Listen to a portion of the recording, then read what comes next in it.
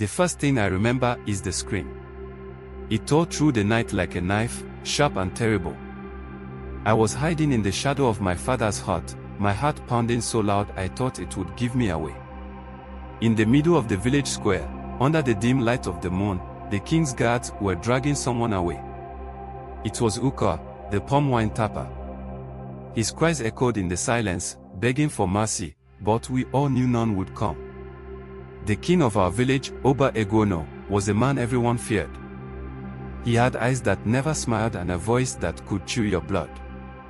They said he had made a pact with dark spirits, that his strength and power came at a terrible cost. No one dared question him, not even the elders. If he called for you, you went. If he demanded your crops, your animals, even your family, you gave them. And if you didn't, you disappeared. I was only 12 when it happened. That night, I had followed my father to the square, where the villagers gathered to discuss what had become of our lives. The taxes were too much, and the king's demands left little for our families. People whispered that they couldn't survive another harvest season under his rule. My father, a man who always spoke his mind, stood and said what everyone was thinking. "The king has gone too far," he said. "We cannot continue to live like this." The silence that followed was heavy. No one dared agree with him out loud, but I saw the nods, the way their eyes darted around as if the shadows might be listening. My father's words were brave, but they were dangerous. And they did not go unheard. The next day, the guards came for him. I was in the yam fields with my mother when we saw them. 4 men in the king's red tunics, marching like they owned the land. My mother grabbed my hand and pulled me behind her, but it was too late. They had already seen us. "Where is he?" one of them barked. My mother's hands trembled as she pointed toward the riverbank. My father had gone to fetch water. The guards didn't wait. They stormed off, leaving us frozen in fear. That night, my father didn't return. I didn't sleep. I sat by the doorway, watching the path, praying he would come walking back. But when dawn broke, it wasn't my father who appeared.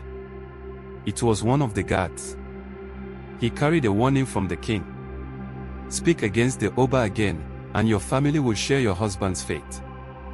We never saw my father again. Some said he was taken to the king's palace and thrown into the pit, the deep, dark hole where the king's enemies were left to die.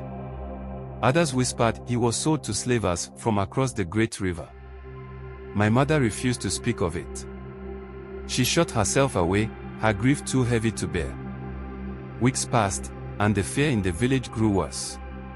More people disappeared. Eguono, the palm wine tapper.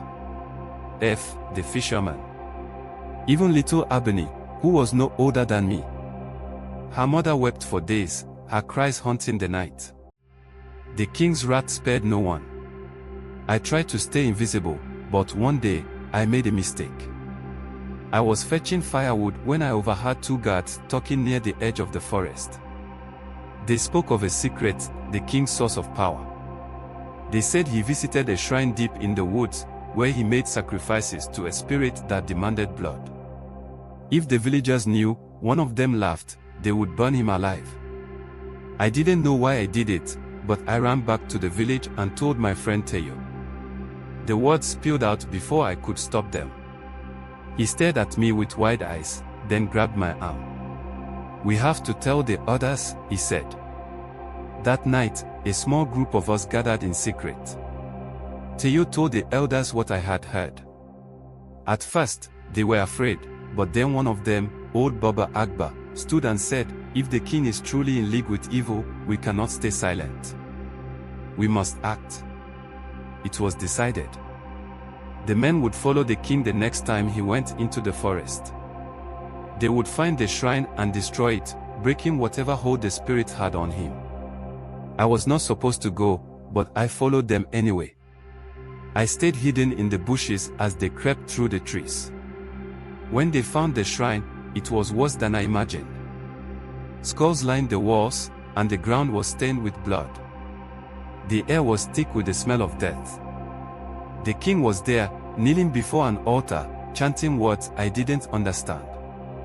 The men rushed him, their machetes flashing in the moonlight. He fought like a demon, but they overpowered him. Baba Akbar smashed the altar with a single blow, and the king let out a scream that didn't sound human. By the time we returned to the village, the king was dead, and his guards had fled.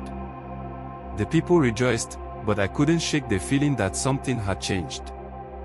The air felt lighter, yes, but there was a weight in my chest that wouldn't go away. Even now, years later, I wonder if we truly ended the evil that haunted our village, or if we only shifted it to another place. But one thing is certain, the king's reign of terror is a story no one will ever forget.